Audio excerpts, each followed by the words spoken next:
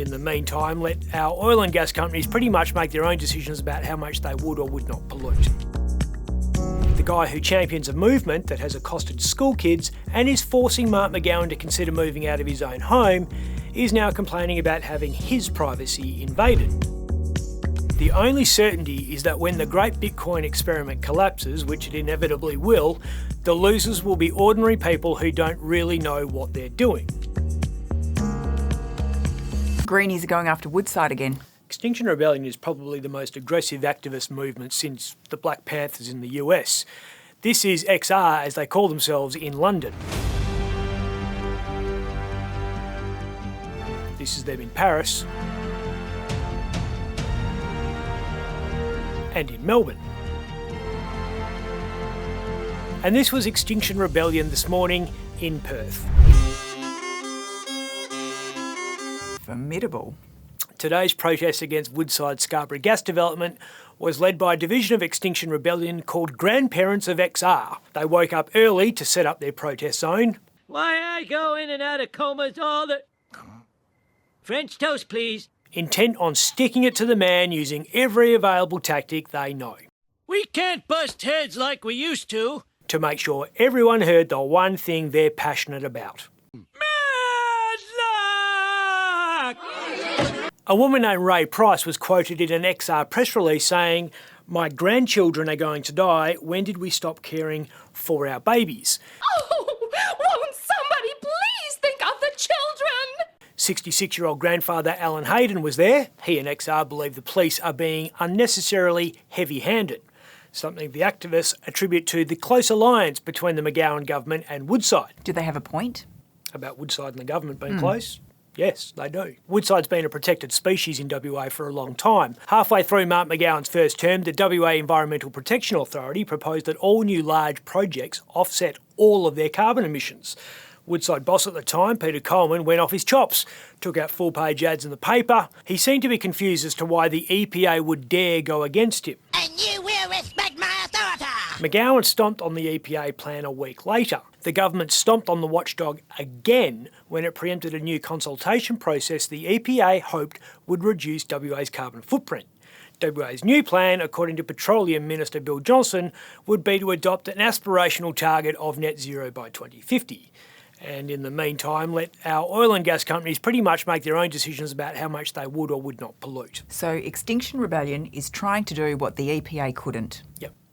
They say Scarborough will pump 1.5 billion tonnes of carbon into the atmosphere, and they have vowed an indefinite occupation of Woodside's shiny building at the western end of St George's Terrace until the company pulls out of Scarborough. There's a rumour that the glass on the top floor of that building is bulletproof to protect the executives.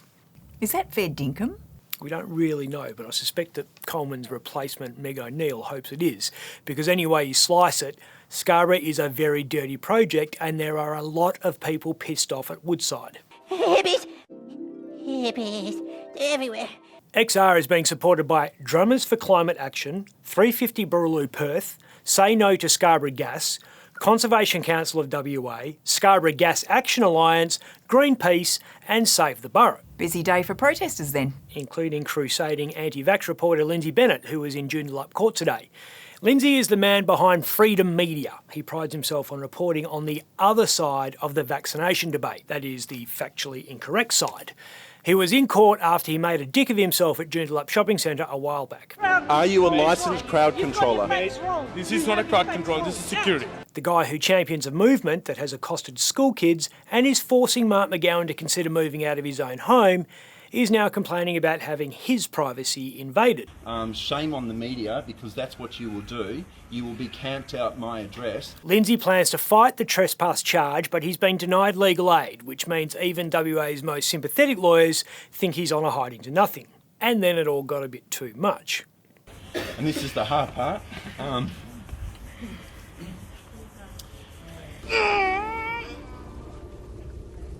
Lyndsay's court appearance came as momentum gathered to have kids aged 5 to 11 vaccinated against COVID. It's taken 2 years for grown-ups to realise that people who do this might possibly be capable of passing coronavirus onto each other. On Sunday, the TGA announced it had approved younger kids getting the Pfizer jab. TGA head John Skerritt outlined a very important reason to make sure your children are vaccinated against COVID. They might give it to you. Nobody is immune from COVID. No, not even Bitcoin, the latest plaything for young tech hipster squillionaires. Crypto investors are used to volatility, but the weekend's drop from $80,000 to $66,000 was scary even for them. People dumped Bitcoin when Omicron spooked financial markets and forced investors to seek security in real currencies like the US dollar, which is safer because it's real. That the $1 trillion bill in his hand? You reckon crypto's a mugs game? I think if you really understand blockchain technology, you might be able to make an informed investment decision. But most of the people trading Bitcoin right now are just taking a punt. I knew we wouldn't win. Well, why didn't you tell the rest of us? And that's fine as long as you are only betting what you can afford to lose. The only certainty is that when the great Bitcoin experiment collapses, which it inevitably will, the losers will be ordinary people who don't really know what they're doing. Greed, for lack of a better word, is good. Professional investors love dumb people.